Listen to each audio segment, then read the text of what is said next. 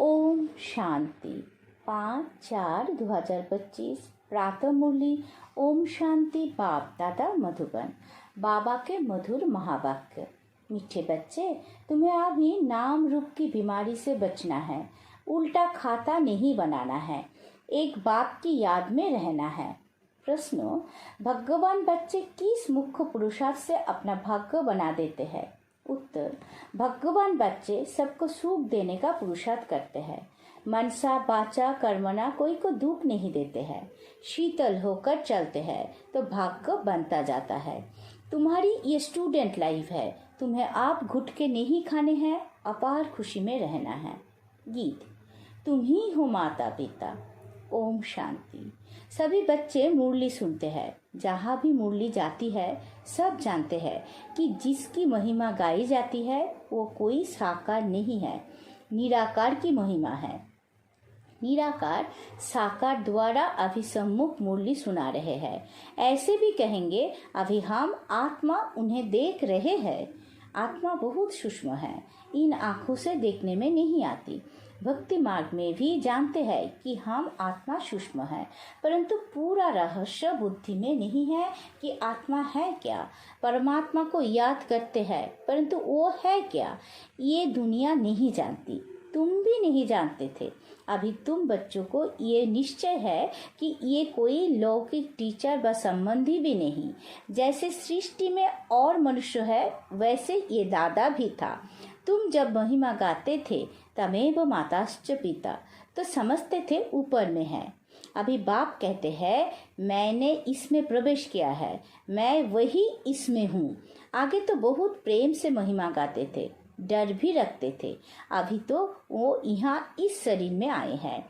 जो निराकार था वो आप साकार में आ गया है।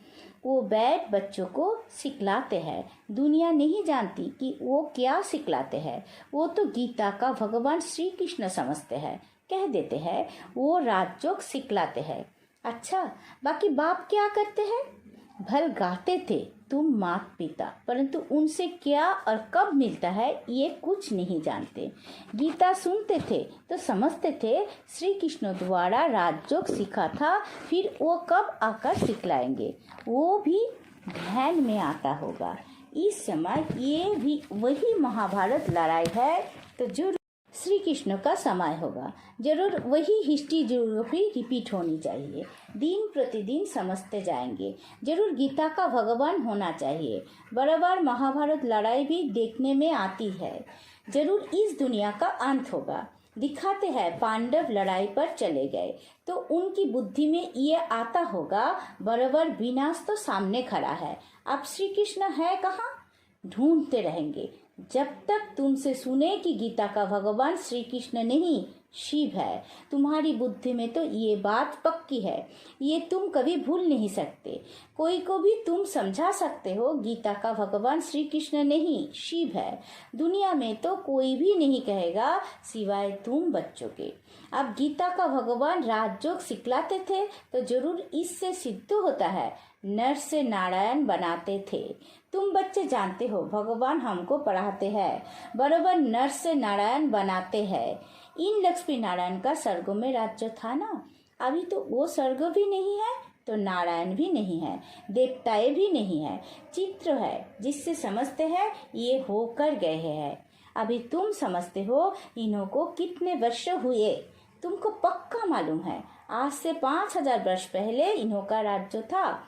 अभी तो है अंत। लड़ाई भी सामने खड़ी है। जानते हो बाप हमको पढ़ा रहे हैं। सभी सेंटर्स में पढ़ते भी है तो पढ़ाते भी है। पढ़ाने की युक्ति बड़ी अच्छी है। चित्र द्वारा समझानी अच्छी मिल सकेगी। मुख्य बात है गीता का भगवान शिव व श्री कृष्ण। फर्क तो बहुत है ना। सदगति दाता, स्वर्गों की स्थापना करने वाला अथवा आदि सनातन देवी देवता धर्मों की फिर से स्थापना करने वाला शिव या श्री कृष्ण। मुख्य है ही तीन बातों का फैसला। इस पर ही बाबा जोर देते हैं। भल ओपिनियन लिख कर देते हैं कि ये बहुत अच्छा है, परंतु इससे कुछ भी फायदा नहीं। तुम्हारी जो मुख्य बात है उस पर जोर देना है। तुम्हारी जीत भी है इसमें, तुम सिद्ध कर बतलाते हो भगवान एक होता है। ऐसे नहीं कि गीता सुनाने वाले भी भगवान हो गए। भगवान ने इस राजयोग और ज्ञान द्वारा देवी देवता धर्म की स्थापना की। बाबा समझाते हैं, बच्चों पर माया का बाढ़ होता रहता है। अभी तक कर्मातीत अवस्था को कोई ने पाया नहीं है। पुरुषार्थ करते करते अंत में तुम एक बाबा की याद में सदैव हर्षित रहेंगे। कोई मुरझाइश नहीं आएगी। अभी तो सिर पर पापों का बोझा बहुत है, वो याद से ही उतरेगा। बाप ने पुरुषार्थ की जुक्तियां बतलाई है। याद से ही पाप करते हैं।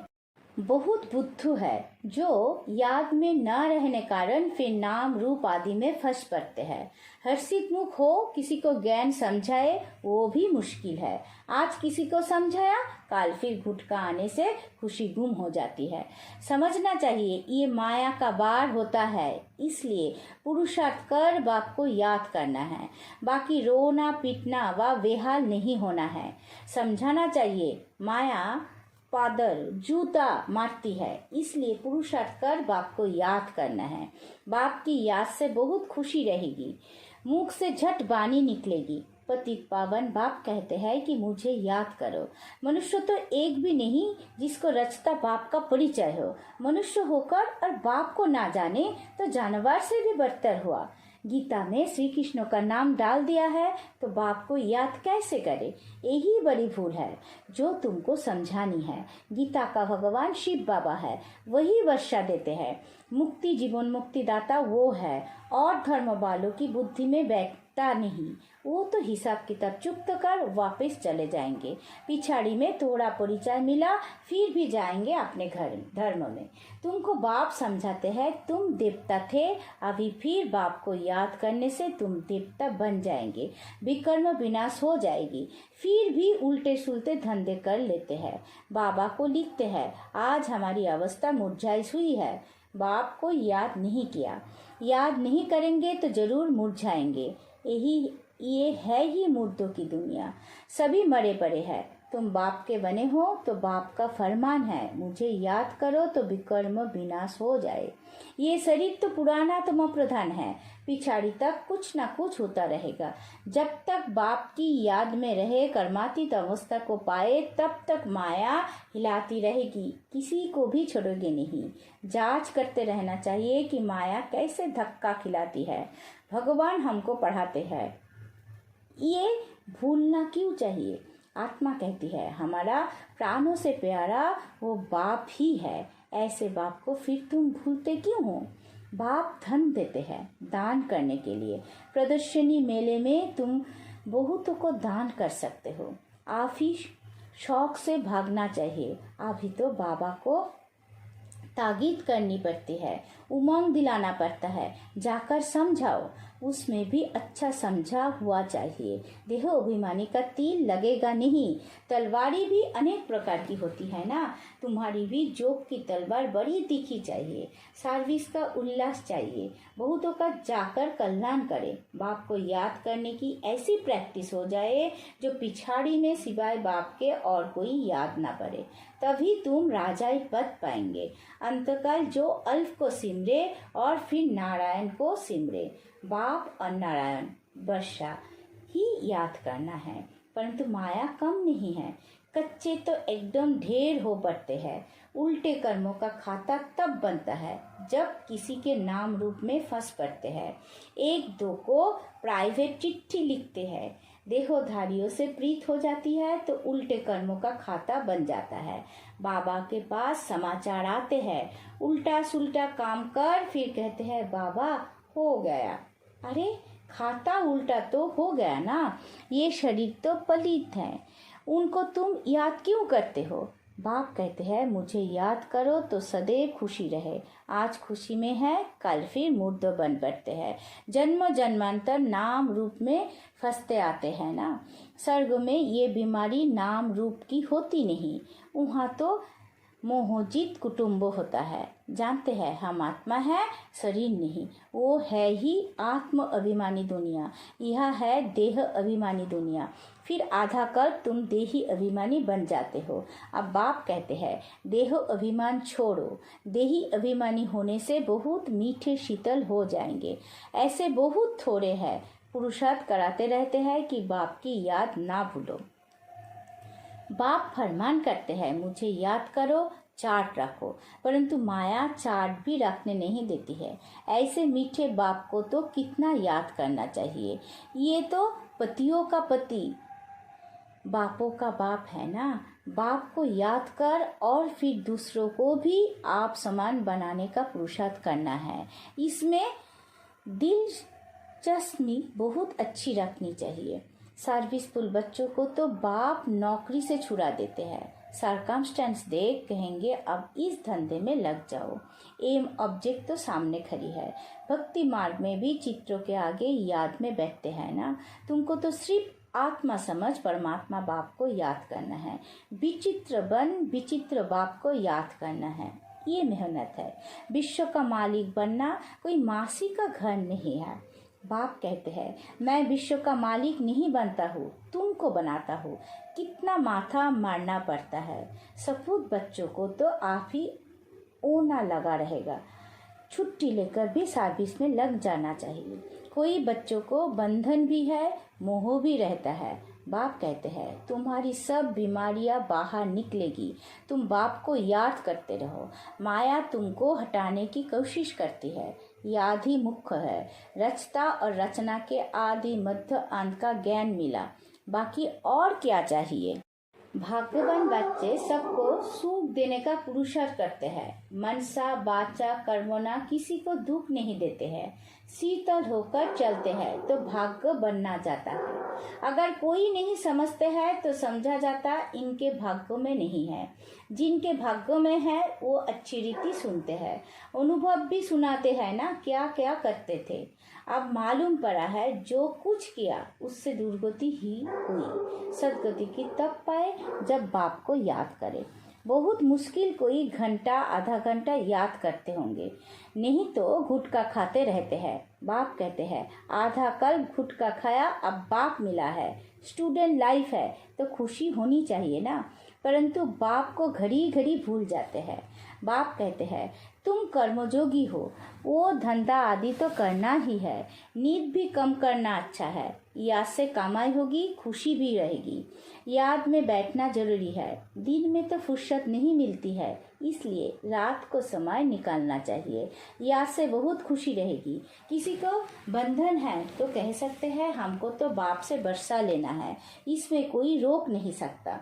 सिर्फ गवर्नमेंट को जाए समझाओ कि विनाश सामने खड़ा है। बाप कहते हैं मुझे याद करो तो विकर्म विनाश होंगे, और ये अंतिम जन्म तो पवित्र रहना है, इसलिए हम पवित्र बनते हैं। परंतु कहेंगे वो जिनको ज्ञान की मस्ती होगी। ऐसे नहीं कि यहाँ आकर फिर देहोधारी को याद करते रहे। देहो अभिमान में आकर लड़ना झगड़ना जैसे क्रोध का भूत हो जाता है। बाबा क्रोध करने वाले की तरफ कभी देखते भी नहीं। सर्विस करने वालों से प्यार होता है। देह अभिमान की चलन दिखाई पड़ती है। गुलगुल तब बनेंगे जब बाप को याद करेंगे। मूल बात है ये, एक दो को देखते बाप को याद करना है। सर्विस में तो हड्डियां देनी चाहिए। ब्राह्मणों को आपस में खीरखंड होना चाहिए, लून पानी नहीं होना चाहिए। समझ ना होने के कारण एक दो से नफरत, बाप से भी नफरत लाते रहते हैं। ऐसे क्या पद पाएंगे। तुमको साक्षात्कार होंगे, फिर उस समय स्मृति आएगी ये हमने गफलत की। बाप फिर कह देते हैं तकदीर में नहीं है तो क्या कर सकते हैं। अच्छा, मीठे मीठे सिकी लधे बच्चों प्रति माता पिता बाप दादा का याद प्यार और गुड मॉर्निंग। रूहानी बाप की रूहानी बच्चों को नमस्ते। हम सब रूहानी बच्चों की रूहानी माता पिता बाप दादा को याद प्यार गुड मॉर्निंग, नमस्ते नमस्ते नमस्ते। सदा रहेंगे हंसते। शुक्रिया मीठा बाबा, शुक्रिया। धारणा के लिए मुख्य सार। पहला पॉइंट, निर्बंधन बनने के लिए ज्ञान की मस्ती हो। देह अभिमान की चलन ना हो, आपस में लून पानी होने के संस्कार ना हो, देहोधारियों से प्यार है तो बंधन मुक्त हो नहीं सकते। दूसरा, कर्मयोगी बनकर रहना है, याद में बैठना जरूर है।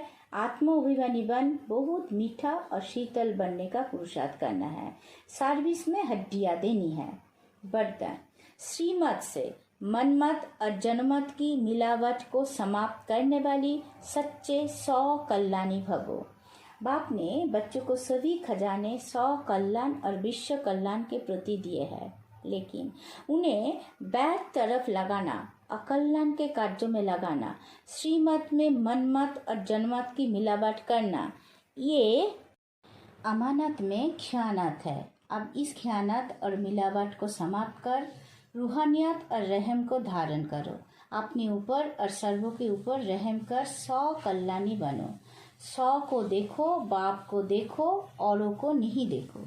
स्लोगन, सदा हर्षित वही रह सकते हैं जो कहीं भी आकर्षित नहीं होते हैं।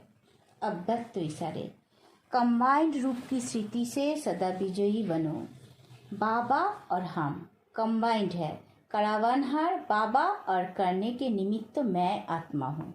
इसको कहते हैं असोच, अर्थात एक की याद।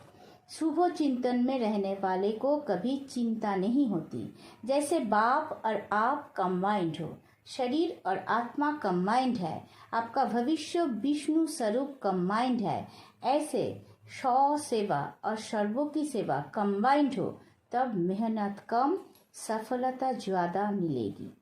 ओम शांति।